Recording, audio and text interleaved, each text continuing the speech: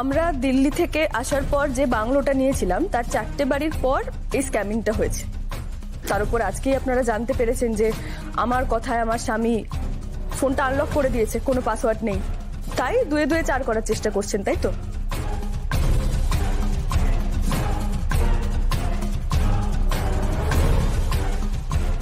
খুব ভালো।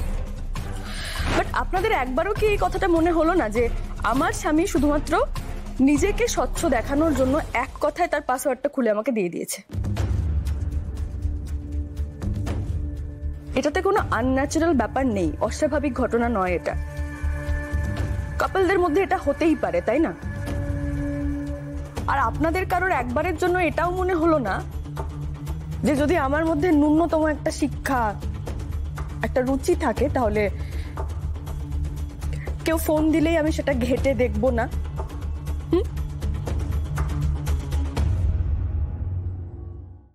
আর তারপর এরকম একজন মানুষ যিনি জাস্ট আমাকে ফোনটা দিয়ে বললেন যে দেখে নাও কি আছে আমার ফোনে,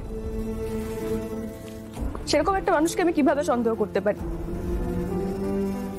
আমি তার ফোনও তো ঘেঁটে দেখতে পারি না, তাই না?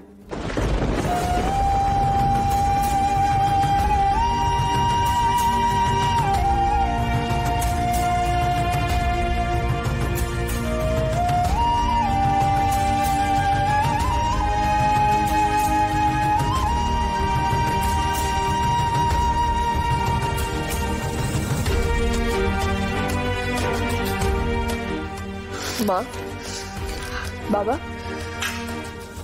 বিশ্বাস করুন, উনি আমাকে ফোনটা দিয়েছিলেন ঠিক কথাই, উনি খুলে দিয়েছিলেন আমাকে পাসওয়ার্ডটা, কিন্তু ফোন ঘাটিনি আমি।